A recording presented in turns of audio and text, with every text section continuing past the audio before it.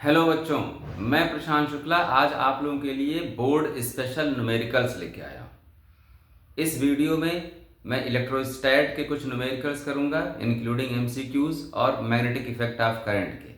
Current electricity अभी नहीं कर रहा हूँ, लेकिन उसके पहले वही ये दो बातें आपको इंस्पायर करने वाली हैं। देखो, आप लोगों ने अभी तक अपने सपनों को प्लान में कन्वर्ट किया है। बोर्ड का एग्ज़ाम बिल्कुल नज़दीक आ गया आपने, ठीक। अगर आप सपनों को प्लान में कन्वर्ट किए होगे तो निश्चित ही आप अच्छी सफलता हासिल करोगे और उम्मीद है करोगे आप। एक लंबा संघर्ष था आपका, क्लास 9th से आप फिजिक्स, प्योरली फिजिक्स पढ़ रहे हो, ठीक। और जानते हो, लंबे संघर्ष का जो परिणाम होता है वो भी शानदार होता है। तो मेरे बच्चे एक शानदार रिजल्ट पाने की तरफ बढ़ रहे हैं, ठीक। कुछ ही दिनों बाद इनका फिजिक्स का एग्ज़ाम है, ठीक। तैयारी कर चुके होंगे, मैं भी आपकी हेल्प करने के लिए तैयार हूँ। तो चलिए, छोटे छोटे क्वेश्चंस, कुछ 2 मार्कर्स होंगे, कुछ 3 मार्कर्स होंगे, कुछ एमसीक्यूज होंगे, मैं आपके लिए लेके आया हूँ। पहला क्वेश्चन है, ठीक, सीबीएसई सैंपल पेपर का है। लिखिए आप, इस तरह एक फिगर बनाया गया है, बनाइए फिगर। 60 डिग्री, 60 डिग्री, यहाँ पे चार्ज रखा गया है -2q, ये डिस्टेंस दिया गया है a, ये डिस्टेंस दिया गया है a, यहाँ पे चार्ज -2q और यहाँ पे एक पॉइंट O है और यहाँ पे एक पॉइंट A है। A से O की दूरी है 3a। पहला क्वेश्चन है ये, फटाफट आप बना लेंगे। क्वेश्चन कहता है कि for what value of charge at O, for what charge at O, electric field at A is 0। काम फटाफट शुरू करते हैं। A पे इलेक्ट्रिक फील्ड 0 कहता है क्वेश्चन। A पे इलेक्ट्रिक फील्ड इसकी वजह से, ठीक, जिस पॉइंट पे इलेक्ट्रिक फील्ड निकालनी होती है वहां पे टेस्ट चार्ज रखते हो आप। मान लिया A पे आपने टेस्ट चार्ज Q रखा, Q पे इधर फोर्स लगा, जिधर फोर्स उधर इलेक्ट्रिक फील्ड, तो ई ए की वैल्यू क्या हो गई, k 2q upon distance square. Basic formula क्या लग रहा है, E is equal to KQ/R²। और डायरेक्शन भी इसी तरह -2q की वजह से यहाँ इलेक्ट्रिक फील्ड, ये -2q है, यहाँ test charge, this test charge will be attracted, इधर लगा, तो ये ई ए का डायरेक्शन इधर हुआ और ई, इसका भी कुछ नाम दे दीजिए, बी है इसका पॉइंट का नाम, तो ई बी की वैल्यू देखते हैं क्या है, E B is equal to k 2q, electric field vector quantity, इसमें चार्ज को बिना साइन के रखेंगे, अपॉन डिस्टेंस a²। ई ए और ई बी दोनों के मैग्नीट्यूड बराबर हो गए, ठीक। इनका रिजल्टेंट निकालते हैं, इनके बीच एंगल कितना है, 120 हो गया। तो E नेट क्या हो गया, a² + b² + 2ab cos theta, ये दोनों बराबर ही हैं, चाहे आप इसको EA कह दो EB कह दो, तो 2EA² हो गया। क्योंकि बोर्ड स्पेशल करा रहा हूं, यहाँ बहुत ज्यादा थियरी पढ़ाऊंगा तो आपका टाइम वेस्ट होगा, प्लस 2EAEB, तो 2EA² हो गया cos 120 मतलब -½ ये 2 से 2 कैंसिल हो गया, तो क्या आया, 2EA² -EA², तो √EA² is equal to EA, और EA इज इक्वल टू लिखा हूं k 2q/a²। ये E नेट हो गया। क्लियर, क्लियर है बात, कोई दिक्कत नहीं। अब देखो बेटा लोग, ये दो बराबर वेक्टर्स हैं, तो इनका रिजल्टेंट ठीक बीच में होगा, इनके बीच एंगल 120 है, ठीक बीच यही तो हो रहा है ना। इसका मतलब ये ई नेट किधर गया, इधर गया, ई नेट इधर आ रहा है। क्लियर, ये ई नेट ये 0 कब हो जाएगा, जब इसकी वजह से यहां इलेक्ट्रिक फील्ड इस तरफ हो। इसका मतलब O पे चार्ज का नेचर क्या है, O पे चार्ज प्लस है, O पे चार्ज क्या है, प्लस है। और जब ये ई नेट किसके बराबर हो जाएगा, electric field due to O के बराबर। बोलो, let charge is here capital Q। तो ई नेट क्या हो गया, आप निकाल चुके हो पहले, 2Q अपॉन A स्क्वायर, और ई नेट KQ बाई, ये डिस्टेंस कितना दिया गया, 3A दिया गया है, तो 3A का स्क्वायर 9A स्क्वायर।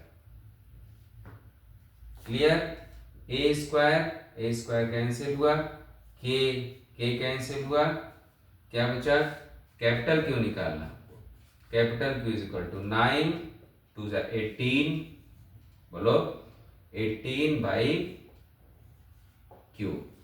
चेक कीजिए एक बार चेक कर लो, क्यू 9 2 18, काम खत्म, ये डिस्टेंस 3 दिया गया है। फटाफट अगले क्वेश्चन के साथ तैयार हूं मैं। नेक्स्ट क्वेश्चन, नोट कीजिए आप इसे नोट कीजिए, screenshot. 4 3 2 1, ready for next question. अगला क्वेश्चन मैं थियोरेटिकल टाइप का ले आया, MCQ, sample paper 2023, sample paper 2023। सुनना ध्यान से, लिखूंगा नहीं। Which of the following is not the property of equipotential surface?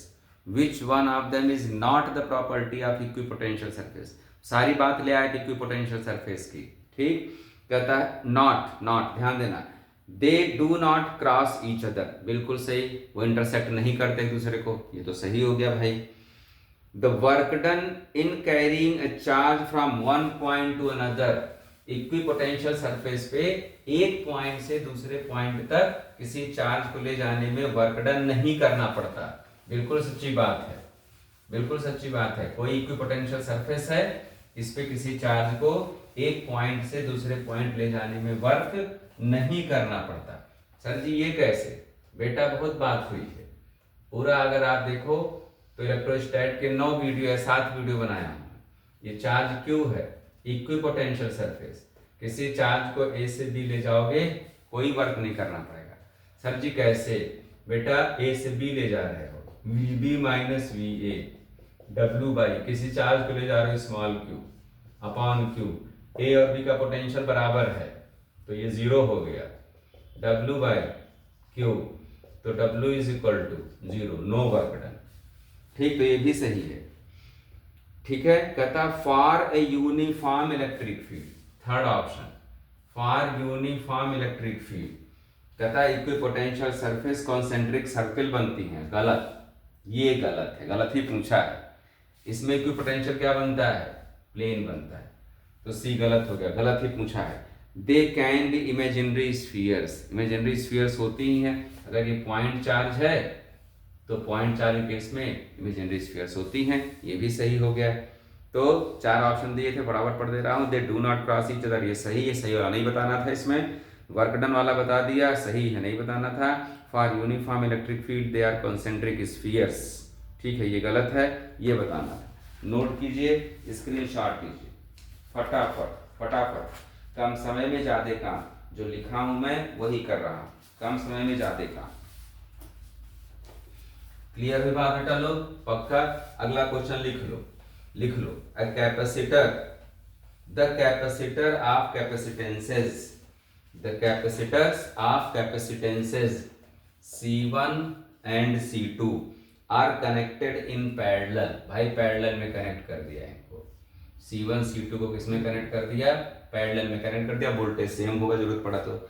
If a charge Q is given to the combination को चार्ज Q दे रहे हो, भाई देखो अगर कैपेसिटर्स बराबर कैपेसिटेंस के होते तो ये चार्ज बराबर बढ़ जाता, Q/2 हो जाता, लेकिन कुछ कह नहीं रहा है, बस ये कहा पैरेलल में है और टोटल चार्ज Q दिया गया है। The ratio of the charges Q1 Q2, तो Q1 अपॉन Q2 का रेशियो पूछा है, अलग अलग MCQ दिया गया है, ठीक है, क्या करना है MCQ दोगे बताऊं मैं। तो Q1/Q2 पूछा गया, बेटा देखो डेटा क्या दिया गया है, डेटा Q दिया गया है, C1 C2 दिया गया है, ये ध्यान देना। बीच में कोई नोटेशन आप अपना यूज करते हो क्वेश्चन सॉल्व करने के लिए, उस नोटेशन को आप हटा दोगे। आंसर आपका C1 C2 के रूप में आएगा या मैक्सिमम Q के रूप में हो सकता है। सर जी की पॉइंट क्या है यहाँ पे, पोटेंशियल है बराबर इनका, क्योंकि किसमें है ये, पैरेलल में है। चलो भाई Q is equal to C V, तो V is equal to Q1 by C1 Q2 by C2। बोलो यहीं से लेके चलोगे ना, छोटा बड़ा सब क्वेश्चन कराना है। सारे बच्चे हमारे वीडियो देख रहे होंगे हल लेवल के, तो Q1 बाई Q2 क्या हो गया, C1 बाई C2। बोलो भाई आ गया, Q is equal to C, V is equal to Q by C। एक ऑप्शन ये दिए हैं भाई साहब, कोई ऑप्शन दिए हैं ये, ठीक। C1 बाई C2 दिए थे, option under root C1 by C2 दिए थे, सब लफड़ा है, तो ये वाला ऑप्शन सही हो गया आपका। बोलो भाई आ जाओ अगले क्वेश्चन। टाइम बिल्कुल नहीं वेस्ट करना है, टाइम तो वेस्ट करना ही नहीं है। सब तरह के क्वेश्चन, पहला क्वेश्चन थोड़ा सा तगड़ा वाला था, अब एक तो आसान करा दूं तब काम हो। अगला क्वेश्चन लिखिए भाई, अगला क्वेश्चन लिखो, एन अल्फा पार्ट, ये नोट कर लिए, ठीक है।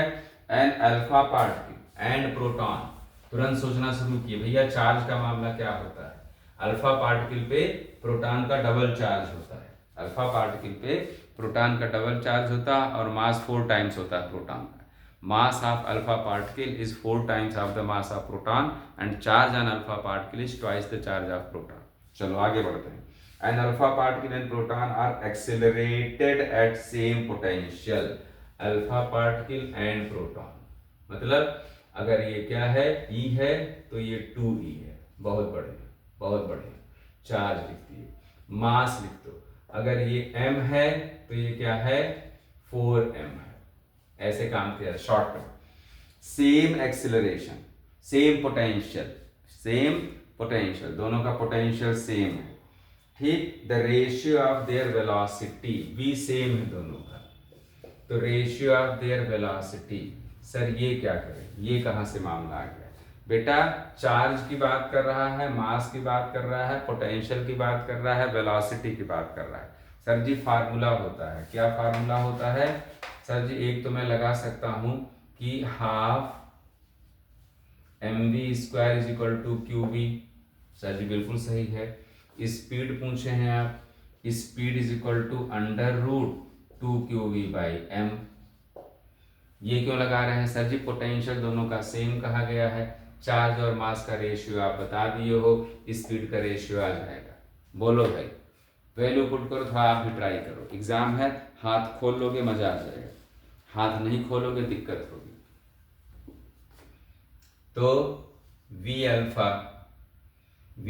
Upon V proton, V alpha लिख दो 2Q अल्फा, Q अल्फा को 2E लिख दें।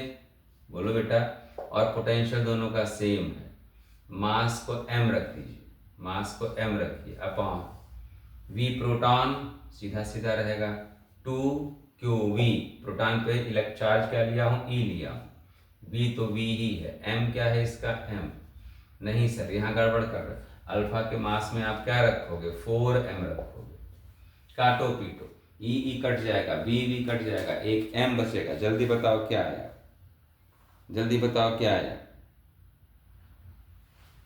अरे भाई 1 2 से 2 उड़ा, एक ये 2 से 4 उड़ गया, जल्दी बताओ। Q proton by Q proton by Q alpha by 1 by root 2 आ गया, चेक कर लो, बेसिक बता दिया।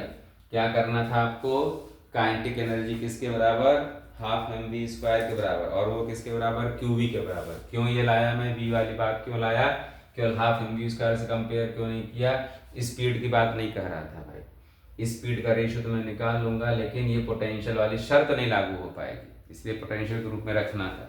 जल्दी नोट करो, जल्दी नोट करो, हो गया। एक और बढ़िया धमाकेदार क्वेश्चन, कैपेसिटेंस पे आ गया, किस पे आ गया मैं, कैपेसिटेंस पे आ गया। लिखिए इसमें कुछ कीवर्ड है, कीवर्ड पकड़ लिए खेल हो गया, नहीं तो खेल हो गया तमाम, नहीं तो जादू फेल। जादू फेल करना नहीं, जादू फेल कर दिए तो मैं पूरा खेल हो जाएगा तेल। व्हेन अ डाइलेक्ट्रिक स्लैब, लिखो क्वेश्चन लिखो, मैं नहीं लिखूंगा। When a dielectric slab slab is inserted between the plates of an isolated charge capacitor। बेटा आइसोलेटेड का मतलब अलग से पड़ा है, बैटरी नहीं जोड़ी गई है, ध्यान देना। आइसोलेटेड कीवर्ड है, बैटरी नहीं जोड़ी गई है। बैटरी जोड़ी जाती तो पोटेंशियल सेम रहता है, लिख लो कहीं कीवर्ड। अगर बैटरी जोड़ी जाती है तो पोटेंशियल वही होता है कि जो बैटरी का होता है। इलेक्ट्रोस्टैट वाले में क्वेश्चन कराया है। अगर आइसोलेटेड पड़ा है तो कंपनी वाला, दुकान वाला चार्ज करके दिया है, रखे हो, चार्ज एज इट इज पड़ा रहेगा। आइसोलेटेड है तो क्यू फिक्स है, क्यू फिक्स है, आइसोलेटेड है तो। बैटरी लगा है तो वी फिक्स है। अब इसमें क्या डाल दिए भाई, डाइलेक्ट्रिक डाल दिए, डाइलेक्ट्रिक डाल दिए। ठीक, कहता energy stored in it, energy stored, energy stored. जैसे ये बात कहा बेटा, लोग ऑप्शन बाद में पढ़ा करो। कैपेसिटेंस की बात कर रहा है, चार्ज फिक्स है, एनर्जी स्टोर्ड की बात कर रहा है। कैपेसिटेंस तो सी कह ही दिया है, तो दुनिया भर के फार्मूले आप सोचना शुरू की। एनर्जी का हाफ सी वी स्क्वायर, ठीक, हाफ इंटू क्यू कर दिए, half Q square by V, C वाला, ये सब फार्मूले आप एनर्जी के साथ, तीनों फार्मूले आप देख लिए। अब कहता है एनर्जी स्टोर्ड, पहले खुद से काम करें। एनर्जी स्टोर्ड घटेगी कि बढ़ेगी? सर जी फार्मूला आप क्या लगाओगे, फार्मूला क्या लगाओगे, बोलो, half Q square by C लगाओगे। क्यों sir half C V square क्यों नहीं लगाए? बेटा वोल्टेज का नहीं मालूम, अभी वोल्टेज का नहीं मालूम। ठीक, साफ साफ हमको मालूम है कि चार्ज फिक्स है, तो जब डाइलेक्ट्रिक आप डालते हैं तो सी क्या होता है, सी बढ़ जाता है, मोटी सी बात। C इज इक्वल टू के एप्सिलॉन नॉट बाई, चाहे ये वाला फार्मूला लिखो, एग्जाम में तो कोई फार्मूला लिख दे रहा हूँ, चाहे ये वाला लिखो, d minus T plus T by के वाला लिखो, डिनोमिनेटर में रहता है। कोई सा भी फार्मूला लगाओगे, डाइलेक्ट्रिक इंसर्ट करने पे कैपेसिटेंस बढ़ता है। तो क्वेश्चन में डाइलेक्ट्रिक इंसर्ट किया, कैपेसिटेंस बढ़ गया, कैपेसिटेंस क्या हो गया, बढ़ गया, तो एनर्जी कम हो गई। एक पॉइंट तो मिला भाई, एनर्जी क्या हो गई, डिक्रीज हो गई। ऑप्शन पढ़ोगे तो दो चीजों की बात कर रहा है, एनर्जी की बात कर रहा है और इलेक्ट्रिक फील्ड की बात कर रहा है, तो मैं भी उसी पे फोकस रखूंगा। इलेक्ट्रिक फील्ड सर मालूम है, जब भी कैपेसिटर में आप डाइलेक्ट्रिक डालते हो तो इलेक्ट्रिक फील्ड कम हो जाती है। सर जी कैसे, आप तो रटवा रहे हो एग्जाम्पल, कभी नहीं रटवाया हूँ बेटा, ठीक है, मैं रटवाऊँ तो हमको काला कुत्ता काटे। ये प्लस है और ये माइनस, कैपेसिटर है तो होगा भाई। जब आप डाइलेक्ट्रिक डाले तो ये क्या हो गया, पोलराइज हो गया, ये माइनस बन गया, ये क्या बन गया, प्लस बन गया। जो पहले कैपेसिटर वाली इलेक्ट्रिक फील्ड थी वो ये थी, और डाइलेक्ट्रिक महोदय क्या कर दिए, इलेक्ट्रिक फील्ड अपनी इधर पैदा कर दिए। ठीक है, तो नेट इलेक्ट्रिक फील्ड कम हो गई कि नहीं, कम हो गई। नहीं सर दूसरा तरीका बताओ, फार्मूले वाला। बेटा सही है बात, E by E not is equal to क्या होता है, E बाई ई नॉट क्या होगा, बोलो भाई, 1 बाई के, क्या होगा, 1 बाई के होगा। के की वैल्यू 1 से बड़ी है, के की वैल्यू 1 से बड़ी है तो ये बड़ा होगा, ये छोटा होगा। मीडियम, मीडियम की इलेक्ट्रिक फील्ड, मीडियम का फोर्स, मीडियम को डालने पे पोटेंशियल सब कम हो जाते हैं। नोट कर लो, इलेक्ट्रिक फील्ड कम हो गई, फोर्स कम हो गया, पोटेंशियल कम हो गया डाइलेक्ट्रिक डालने पे। बढ़ता क्या है कौन बताएगा, केवल कैपेसिटेंस बढ़ता है, तभी तो यहाँ बढ़ा था। तो इलेक्ट्रिक फील्ड भी क्या हो गई, कम हो गई, इलेक्ट्रिक फील्ड भी क्या हो गई, डिक्रीज हो गई। तो अलग से कोई कैपेसिटर पड़ा है, बढ़िया क्वेश्चन है, टाइम दे रहा हूँ इसीलिए, अलग से कोई कैपेसिटर पड़ा है, चार्ज किया हुआ, उसमें आप डाइलेक्ट्रिक डालोगे तो क्या हो जाएगा बेटा लोग, इलेक्ट्रिक फील्ड भी कम हो जाएगी और एनर्जी भी कम हो जाएगी। इन्हीं में से एक ऑप्शन ये दिया है। बोलो भाई, एक बार सोच लो, विचार लो, क्या पढ़ाया मैं, क्लियर है? अब थोड़ा मैं मैग्नेटिक पे आ जाऊँ, अब मैं मैग्नेटिक पे आ जाऊँ। अभी तक क्या क्या किया जाए, 2 मिनट में रिवाइज करो, 2 मिनट में बेटा लोग रिवाइज करो। मैं थोड़ा पानी पी रहा हूँ, हो गया रिवाइज, बहुत बढ़िया, भगवान भला करे तुम्हारा। लो अब आते हैं मैग्नेटिक इफेक्ट पे। सिंपल क्वेश्चन से शुरुआत करूंगा। मैग्नेटिक इफेक्ट में सिंपल क्वेश्चन से शुरुआत करूंगा, सारे ही क्वेश्चन सिंपल हैं। लिखो अ चार्ज पार्टिकल, मैं बोर्ड भी रब करता चलूँ, दिखाता भी चलूँ। बोर्ड एग्जाम से पहले टाइम 1 मिनट का नहीं वेस्ट करना, 1 सेकेंड का। Charge particle after being accelerated, charge particle accelerate किया गया after being accelerated through potential difference V, through potential difference V। बहुत सही। अभी चैप्टर का लता पता नहीं है, लग रहा है इलेक्ट्रिक फील्ड का है। इंटर्स इन ए यूनिफॉर्म मैग्नेटिक फील्ड, ये देखो आ गया मैग्नेटिज्म का, आ गया मैग्नेटिक फील्ड बी में इंटर किया। ठीक है, जाहिर सी बात है सर्कुलर पाथ बनाएगा, रेडियस होगा उस सर्कल का, radius is R, radius is R। मोटी मोटी बात समझ गए। किसी चार्ज पार्टिकल को V पोटेंशियल से एक्सेलरेट करके B मैग्नेटिक फील्ड के में भेजा गया और वो जो सर्कुलर पाथ बनाया उसका रेडियस क्या था, R था। क्लियर है मामला? ठीक, तो कहा दो सर जी फार्मूला तो पता चल गया मुझे, R is equal to mv upon QB, लेकिन ये V नहीं दिया है, पोटेंशियल दिया है। सर जी मैं जानता हूँ, आप V को पोटेंशियल में कन्वर्ट करना आता है मुझे, अभी आप एक क्वेश्चन कराए हो। QV is equal to half mv square, तो V इज इक्वल टू क्या आ गया, 2 QV बाई m। ठीक है सर जी, रेडियस वाले फार्मूले में रख दिए, m upon QB under root, V की जगह ये वैल्यू पुट कर दिए 2 QV बाई m। बोलो मेरे बच्चों, अभी फालतू सॉल्व नहीं करूंगा, देखूंगा क्वेश्चन क्या कहता है। कहता है कि अगर V को डबल कर दिया जाए तो रेडियस पे क्या फर्क पड़ेगा। ले भाई क्या फालतू काम, V को डबल कर दोगे तो V की जगह 2V आ जाएगा, पहले की तुलना में क्या हो जाएगा, अंडर रूट 2 टाइम्स हो जाएगा, तो R डैश क्या हो जाएगा। अब इस समय तो इतना काम फटाफट करूंगा भाई मैं। V को क्या कर दिया गया, तो आप इस क्वेश्चन में खास बात क्या थी, स्पीड नहीं दिया गया। क्या नहीं दिया गया मेरे बच्चों, स्पीड नहीं दिया गया कि नहीं, स्पीड नहीं दिया गया। कहा गया किस पोटेंशियल से गया, कोई बात नहीं, हमको ये मालूम है। जब V पोटेंशियल लगाएंगे चार्ज पार्टिकल चलने लगेगा, चार्ज पार्टिकल चलने लगेगा, काइनेटिक एनर्जी आ जाएगी, तो ये वैल्यू आ गई, V की वैल्यू यहाँ रख दी। अब क्यों काटने पीटने जाएंगे, डेरिवेशन तो करना नहीं हमको। अगला सुनो, बेहतरीन क्वेश्चन, बेहतरीन। कोरोना टाइम में जब टर्म 1 टर्म 2 हुआ था तो आया था, 2021 में आया था टर्म 1 में। सुनिए, टर्म 1 में ही आएगा जब मैग्नेटिक इफेक्ट क्या भाई फर्स्ट बुक का है। A constant current is flowing, लिखिए a constant current is flowing through a solenoid. लंबी वीडियो नहीं करूंगा, घबरा जाओगे। Constant current is flowing through a solenoid, solenoid है कांस्टेंट करंट, मतलब डीसी पे मामला फोकस कर रहा है। An iron rod is inserted in the solenoid. लो भाई आयरन रॉड इंसर्ट कर दिया, सब जानते हो मैग्नेटिक फील्ड क्या हो जाती है, बढ़ जाती है। सेल्फ इंडक्टेंस चैप्टर नंबर फला फला फला EMI, ठीक है। आयरन रॉड डालने से सेल्फ इंडक्टेंस भी अब तो कहीं उछल सकता हूँ, बोर्ड की तैयारी करा रहा हूँ। Mu naught N square A by L, जब कोई मीडियम डालते हैं L मीडियम हो जाता है, जानबूझ के वहाँ कूद के चला गया मैं ताकि बच्चों का रिवीजन हो जाए, कम समय में ज़्यादा काम।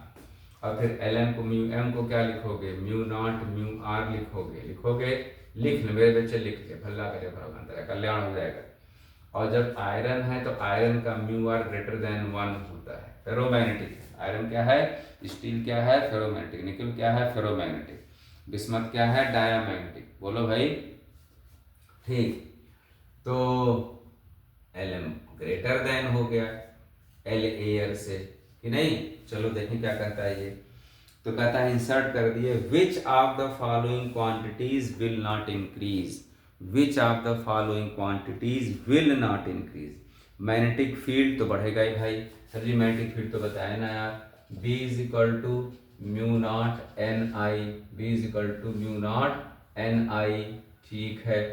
तो B म्यू M हो जाएगा।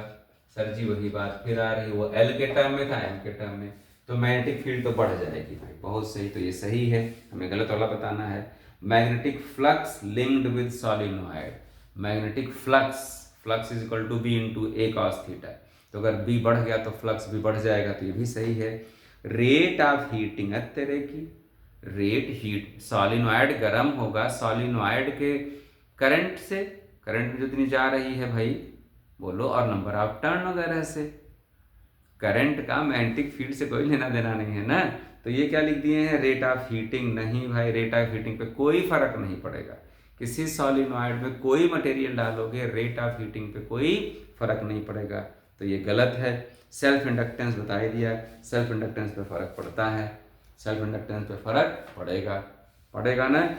ठीक है, बहुत बढ़िया। अगला क्वेश्चन लिखिए, अगला क्वेश्चन लिखिए।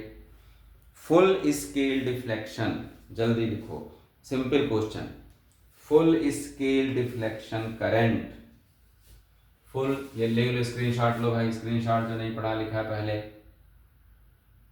4 3 2 1 लिखिए। A full scale deflection current of a galvanometer, full scale deflection current of a galvanometer of resistance 1 ohm। क्या दे दिया गया बेटा लोग, गैल्वेनोमीटर का रेजिस्टेंस दे दिया गया, नोट कीजिए कितना, 1 ओम। गैल्वेनोमीटर रेजिस्टेंस कितना दिया गया, 1 ओम दिया गया। सही है, लिखो। और करंट कितनी है, फुल स्केल डिफ्लेक्शन पे करंट कितनी है, 5 मिली एम्पियर। और रेजिस्टेंस ऑफ गैल्वेनोमीटर कितना है, 1 ओम। What is the value of resistance R connected in series? भाई गैल्वेनोमीटर के साथ सीरीज में, गैल्वेनोमीटर के साथ सीरीज में जब कोई रेजिस्टेंस जोड़ेंगे तो क्या उम्मीद बनती है, क्या बनता है वो, वोल्ट मीटर बनता है। आगे पढ़ें क्या करते थे। which is connected in series to convert it into voltmeter of range। जो वोल्टमीटर बनके तैयार होगा उसका रेंज क्या दे रहे हैं, 5 वोल्ट। तो थोड़ा बहुत तो जानते हो भाई आप लोग ने, कोई सर्किट है, ये कोई रेजिस्टेंस है, इसके क्रॉस आपको वोल्टमीटर जोड़ना हो, ऊपर जोड़ दोगे। लेकिन आज वोल्टमीटर नहीं है आपके पास, गैल्वेनोमीटर से बनाना है वोल्टमीटर। तो गैल्वेनोमीटर के साथ हाई रेजिस्टेंस जब आप जोड़ देते हैं, ये मान लो कोई दूसरा था डैश था, तो ये पूरी चीज क्या बन गई, वोल्टमीटर बन गई। क्या बन गई, वोल्टमीटर बन गया। तभी तो इसके साथ पैरेलल में हुआ। और इसमें करंट Ig जा रहा है, करंट Ig जा रहा है। अब जो वोल्टमीटर बन के तैयार होगा उसका रेंज क्या है, ठीक। तो आपके पास फार्मूला है, याद है formula, R is equal to V upon Ig minus G। Ig is range of galvanometer, कितना किलोमीटर में करंट जा रही है। ओके, R यही आपको निकालना है। V की वैल्यू जो वोल्टमीटर बन के तैयार होगा, बार बार कर रहा हूँ, जो वोल्टमीटर बन के तैयार होगा उसका रेंज है 5 है। Ig है 5 milli ampere, 5 into 10⁻³ minus G कितना, 1। फटाफट काम कीजिए, सॉल्व कीजिए, आ जाएगा। R की वैल्यू आ जाएगी बेटा 999। सॉल्व कर लेना, 999। जल्दी करो, जल्दी करो। ठीक है बेटा लोग, आइए अगले क्वेश्चन पे आइए, अगले क्वेश्चन पे।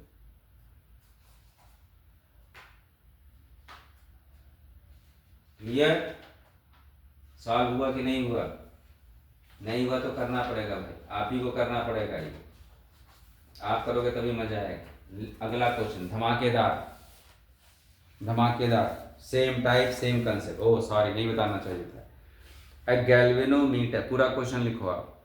अ galvanometer of resistance capital G can be converted into a voltmeter of range 0 to V by connecting a resistance capital R by connecting a resistance capital R in series with it। Galvanometer को किसमें convert किया जा रहा है? Volt meter में। क्या range है उसका? V वोल्ट का। क्या रेजिस्टेंस जोड़ा गया है सीरीज में? R। How much resistance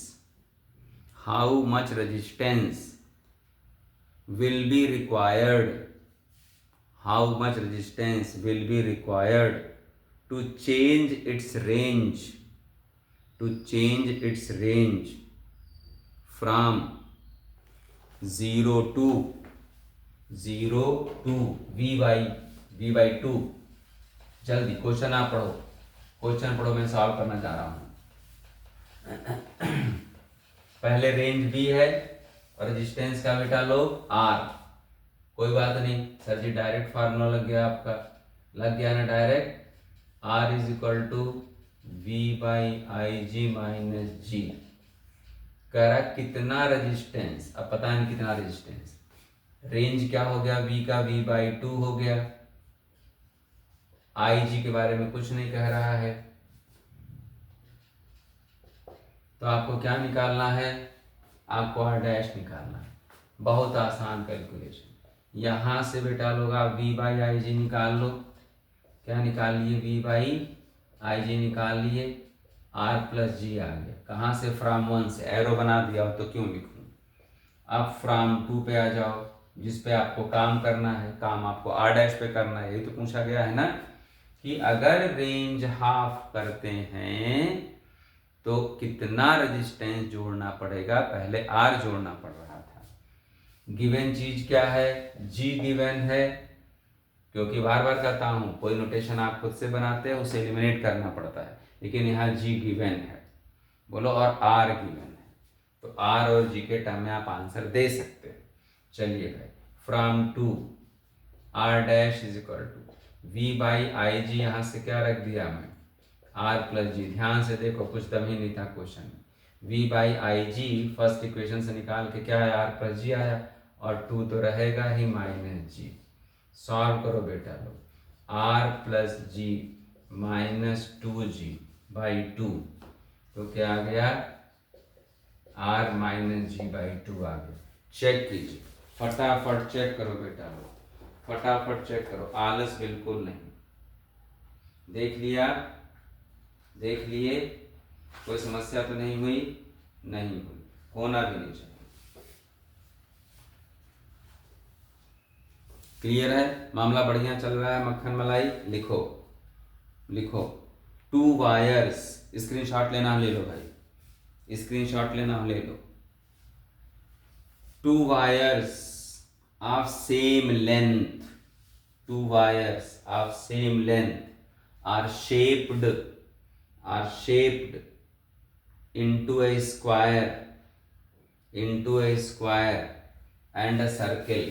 L length का वायर मान लिया आपने, उसी से आपको स्क्वायर बनाना है, उसी से सर्कल बनाना है। दोनों में सेम करंट जा रही है, दोनों में सेम करंट जा रही है। Ratio of magnetic movement. बेटा पहले टॉपिक तक पहुंच जाया करो, टॉपिक की बात इकट्ठा करो। Okay, current carrying wire loop में मैग्नेटिक मोमेंट का फार्मूला क्या होता है, तब आपको पता चले किस डायरेक्शन में आपने बढ़ना है। मैं इसे फटाफट सोल्यूशन दे दूं, आप रट लो, ऐसे भी क्वेश्चन नहीं पाएगा। M is equal to I into A होता है। ठीक है सर जी, इसकी बात आप करोगे तो इंटू लेंथ रखोगे। अब हमें इसकी साइड निकालनी, टोटल लेंथ L था और L is equal to 4A, side A मालूम नहीं है तो ऐसा 12th में पढ़ते हैं, डायरेक्ट कर दीजिए A is equal to L by 4 कि नहीं, साइड क्या हो जाएगा? ठीक, तो क्या हो गया? A इंटू ए स्क्वायर हुआ भाई, इसके एरिया क्या हो गई? A स्क्वायर हुई, बहुत बढ़िया, I, और क्या हो गया ये? L square by 16। अब इतना काम तो फटाफट करना पड़ेगा भाई। एरिया क्या हुआ? इसका स्क्वायर हुआ, साइड का स्क्वायर। सर साइड नहीं मालूम बेटा, L लेंथ का एक स्क्वायर बनाओगे तो एक साइड क्या होगी? L बाई 4 होगी, आ गया। चलिए ये किसका हुआ भाई, यहाँ लिख लो सामने, ये एम स्क्वायर का, एम स्क्वायर का हुआ। ठीक है, इसको रब कर दूं ताकि बोर्ड थोड़ा साफ सुथरा हो जाए। इसी बीच कुछ लोगों को रेट इसका निकालने का मौका मिल जाएगा, किसका, सर्किल का। चलिए ये क्या हो गया, 2πr सर्किल के लिए, किसके लिए, सर्किल के लिए। सिर्फ बना लो photo, 2πr is equal to L, तो r इज इक्वल टू क्या हो गया, l अपॉन 2π हो गया। बोलो भाई, तो m circle current into pi R square, बोलो हाँ, बोलो हाँ, तो आर स्क्वायर हो गया एल स्क्वायर अपॉन 4π²। काम हो गया, काम हो गया।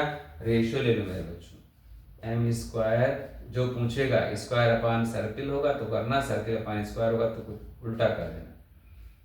ये क्या हो गया, आई एल स्क्वायर अपॉन 16, ये पलट जाएगा 4π² आई पाई एल स्क्वायर।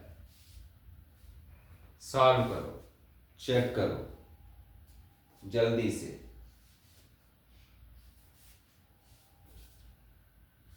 आई कटा, बोलो भाई, और एल स्क्वायर कटा, 1π कटा, 4 दूना 16 कटा, बचा π/4 हुआ। चेक करो एक बार, ऊपर पाई है, नीचे 16, ऊपर 4। आगे बात समझ में, तो ये काम आप लोग कर लिए। अगली वीडियो में फिर ऐसे फटाफट मैं 8-10 न्यूमेरिकल ले आऊँगा। कम समय में ज़्यादा काम करना है। अब आप इसको प्रैक्टिस करना, रफ पे लिख लिए होगे, फेयर पे लिख लिए होगे। ठीक है, ऐसे कोई बहुत टफ नहीं थे, बस ये बताना है कि कैसे आपको हिम्मत करना है। सब पढ़े हो आप, शुरू में ही कहा हूँ, एक लंबा संघर्ष किए हो आप लोग, और लंबे संघर्ष का जो परिणाम होता है, ठीक है, बहुत शानदार होता है। तो आप शानदार परिणाम पाने जा रहे हो, तो दुखी नहीं होना यार, खुश रहो, मस्त रहो, थोड़ा सा हंसो घर में पेरेंट्स के साथ, टाइम स्पेंड करो 10 मिनट, 15 मिनट, आधे घंटे, और फिर जुट जाओ। ठीक है, चलिए फिर मिलते हैं अगली वीडियो में न्यूमेरिकल्स के साथ। Okay, bye bye, take care.